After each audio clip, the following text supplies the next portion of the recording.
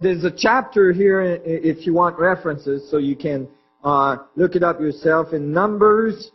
It's called the cloud above the tabernacle, and it described that vortex cloud above the tabernacle. There's chapters where the sons of Aaron get struck by the Ark of the Covenant and die, and Moses is called into the tabernacle and instructed to never let anybody go in there without permission, because the vortex of the Ark of the Covenant, if it is not dealt with appropriately, can kill. There's all sorts of things like that happen in the Bible that, were striking. But the thing is that I started to realize that when you read the Bible, the Ark of the Covenant, this box-like object, was supposed to be built at the foot of Mount Sinai after Moses crossed the Red Sea. So I was confused because when I read the crossing of the Red Sea, I was struck that it said here, by day the Lord went ahead of them. They are going towards the Red Sea, fleeing from Egypt. It says, by day the Lord went ahead of them in a pillar of cloud to guide them on their way, and by night in a pillar of fire to give them light, so that they could travel by day or night.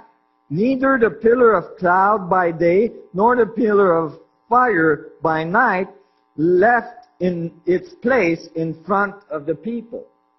So it's describing Moses following this vortex of cloud, and at night it would light up, this vortex of fire, through the desert going towards the Red Sea. But the description of the same vorticular action and the same description of this cloud thing, the cloud pillar, is given when it's describing the Ark of the Covenant. So I realized, wait a minute, maybe the Word of God, the information of God that was not allowed to be discussed, was the part about the source of the energy of the Ark, not the box. The box was built afterwards to put that energy source in it so they could travel through 40 years in the desert. I started to think maybe these are two different objects. And Moses is following something, a power source, something that's creating a vortex in space, and it's coming out of Egypt. And then I realized, wait a minute, Moses was son of Pharaoh for 40 years. Initiated in the highest level of initiation of the Egyptian, before he realized that he was Hebrew and left with the tribes of Israel. So if there was a power source, if the pyramids of Egypt were not just built to do that at all, and were actually shielding device or resonating cavities, resonating space-time in a very specific geometric structure, but that they were missing their power source at the center. So I took the dimensioning of the Ark of the Covenant as given in the Bible. It's quite precise.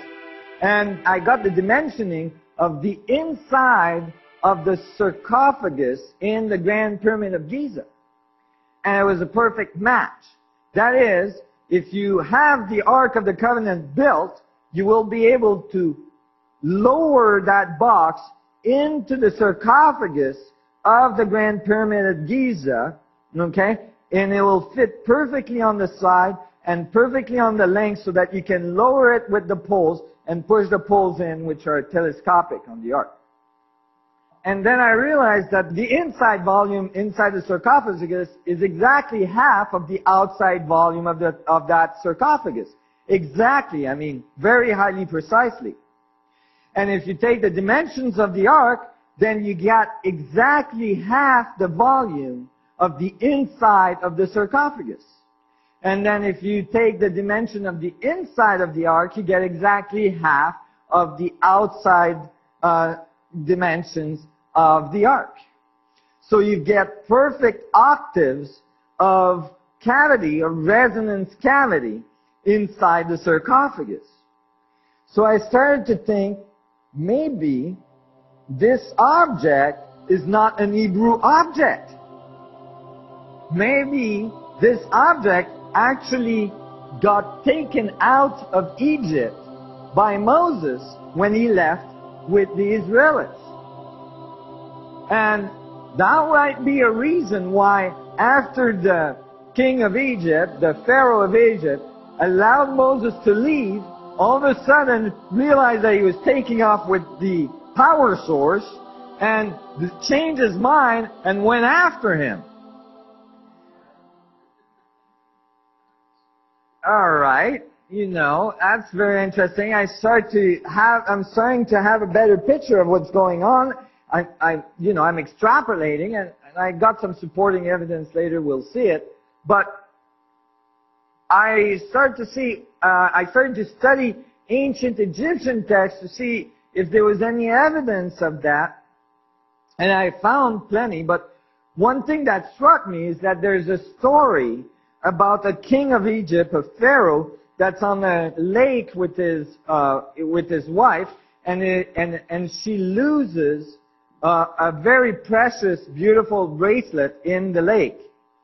And the pharaoh and the wife is quite distraught, and the pharaoh really wants to do something about it. And so the story goes to say that they call the high priest of Egypt, and they come and they open the waters of the lake to find the bracelet and give it back to the queen.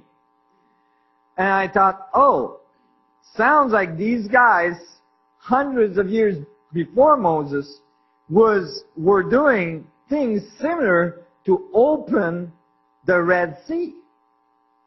Now, imagine that you had the power of gravitation under your control.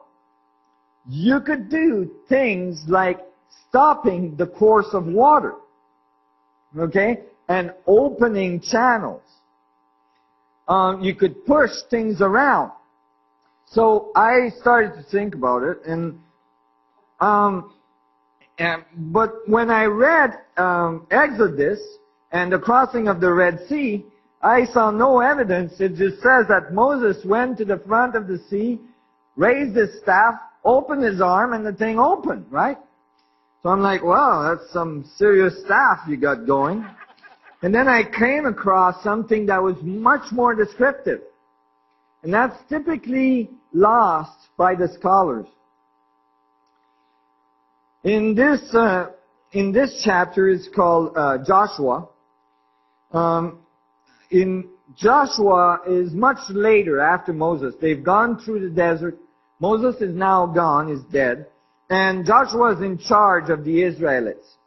And they arrive upon the Jordan, which is a large river, especially when it's running at flood level. And they mention in here that it is running at flood level. And they need to cross the river. And they don't know how to do it. At the time, there was no bridges. And so they are in a conundrum, and Joshua is instructed to take the ark and put all the high priests on the ark and then walk the ark into the Jordan. It's got the parting of the Jordan. And in this case, it's quite descriptive. It's quite amazing. It says, and the priests came out of the river carrying the ark of the covenant of the Lord. No sooner they had set their feet on dry ground than the water of the Jordan returned to their place and ran at flood stage as before. So here, it's quite very, very direct about using the ark to actually stop the course of the water of the Jordan let the tribes of Israel go through, and then as soon as they got out of there, the gravitational field, or whatever you want to call it, allowed the water to start running again. One thing that's really omitted is a paragraph right after, or shortly after. Paragraph 23, "For the Lord your God dried up the Jordan before you until you had crossed over." Remember, the Lord is the Tetragrammaton described as the Ark of the Covenant. "The Lord your God did to the Jordan just what it had done to the Red Sea when He dried it up before us until we had crossed over." In this paragraph, very specifically, it says that the reason the Red Sea was crossed and opened up is because it was the Ark of the Covenant that was used to do it. The reason why this is typically omitted is because all scholars believe that the Ark box was built after the crossing of the Red Sea at the foot of Mount Sinai. But the source power of that Ark box might have come right out of Egypt. And that might have been the power source of a technology much more advanced than anything we can dream of today.